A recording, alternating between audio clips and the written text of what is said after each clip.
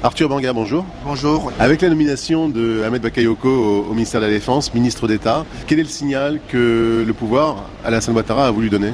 Je pense qu'il est dans la continuité. Il veut d'abord montrer que les questions de défense lui tiennent vraiment à cœur en nommant un de ses proches.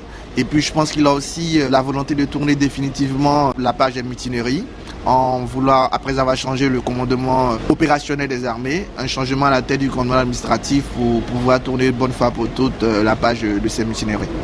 Qu'est-ce qu'il lui reste à faire à Ahmed Bakayoko pour pacifier l'armée, si on peut dire? Je pense qu'il doit s'engager résolument dans la discipline au sein des armées, dans un premier temps. Je pense qu'il a un atout, c'est d'être assez proche de ses hommes. Il va essayer de surfer là-dessus pour être, comme on le voit depuis quelques jours, être présent auprès des hommes et veiller particulièrement à la formation des soldats et à la discipline au sein de l'armée. Oui, mais Arthur Banga, être proche de ces hommes, c'est pas être forcément proche des officiers supérieurs et des ex-comzones, par exemple, qui ont leur rôle à jouer dans la discipline de l'armée. Est-ce que vous pensez qu'il a de véritables relais au sein de l'armée? C'est un ministre de l'Intérieur, certes, ça n'a jamais été un ministre de la Défense.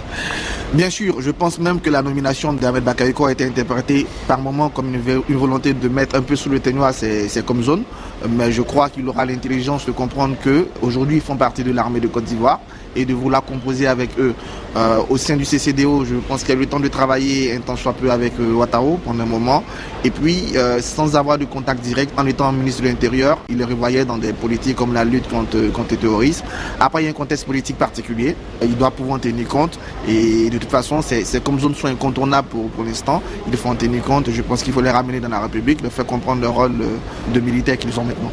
Certains observateurs disent que avec cette nomination d'Ahmed Bakayoko, qui est donc le bras séculier, si je puis dire, de Alassane Ouattara, le but c'est de désoroiser l'armée, c'est-à-dire de l'expurger des partisans de Soro.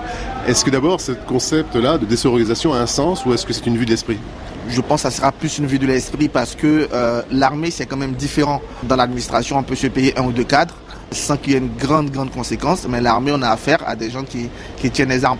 Donc il faut plutôt leur faire comprendre leur rôle, l'attente de la population, l'attente des Ivoiriens dans un premier temps, et puis comprendre qu'il faut composer avec eux, instaurer la discipline, donc revenir à la sanction militaire pour ceux qui ne vont pas rester dans les cadres. Je pense que là, Ahmed Bakayoko doit pouvoir savoir le faire pour réussir sa mission.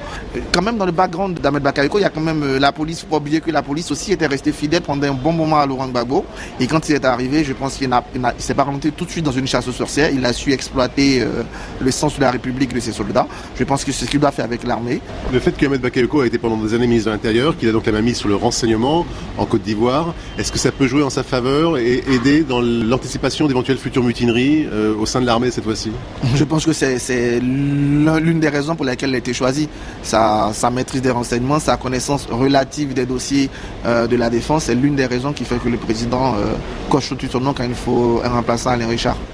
Pour en revenir aux ex-comzones, est-ce que le lien entre ces hommes-là et Guillaume Soro est toujours aussi fort, aussi solide, aussi indéfectible, ou est-ce que le temps a fait son office? C'est difficile de se prononcer tant on n'est pas dans le cœur de leur relation. Mais je pense que 10 années de vie commune au sein des forces nouvelles ne vont pas s'effacer tout de suite, ça c'est certain.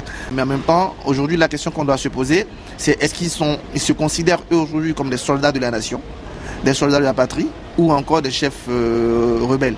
Au-delà des relations qu'on peut avoir avec X ou qu'on peut avoir avec Y, je pense que c'est les amener à prendre conscience de leur rôle au sein de la République. Si le nouveau ministre réussit à le faire et réussit à composer avec eux, ça peut être assez intéressant. Il faut déjà arriver à appliquer les règlements militaires dans les toutes petites unités. Simple soldat qui n'est pas présent au rapport, ils seront 2 ou 3, les sanctionner tout de suite. Voilà.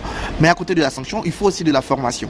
N'oublions pas qu'on a pris des soldats qui ont été rebelles, qui sont passés soldats de la République sans formation. D'ailleurs, si vous remarquez, quand Macron parle de renforcer la coopération avec la Côte d'Ivoire, il parle aujourd'hui de formation des sous-officiers. Et il y a près de 250 militaires ivoiriens qui sont allés en formation au Maroc. Il faut insister d'abord sur la formation, qui a manqué pendant un temps, ensuite sur l'application des règlements militaires. Voilà. Si ça se fait à l'échelle des unités, à l'échelle des sections, des compagnies, ça sera plus simple. Vous pouvez limoger 1, 2, 3 soldats, les mettre en punition, mais vous ne pouvez pas le faire pour 8400, ça devient plus compliqué. Pour revenir au concept de désoroisation de l'armée, on prête beaucoup au président de l'Assemblée nationale, on dit que c'est lui qui tire les ficelles, ou qui pourrait tirer les ficelles derrière ces mutineries. Est-ce qu'il n'a pas le dos large, comme on dit en France? Est-ce que le président de l'Assemblée nationale n'a pas le dos large et qu'on lui prête un peu trop facilement tous les mots de l'armée ivoirienne? Bon, en tant que chercheur, je ne peux me prononcer que si j'ai des éléments solides. Là, j'ai pas d'éléments solides, mais le fait d'avoir vécu, comme je le disais, une dizaine d'années avec ces soldats et d'avoir des contacts avec eux, et le contexte politique du moment autour de la succession d'Alassane Ouattara prête forcément à confusion. Et je pense d'une façon ou d'une autre, si Guillaume Soro a des ambitions, il doit s'attendre à prendre des coups souvent plus grands que ceux-là. Arthur Banga, je vous remercie.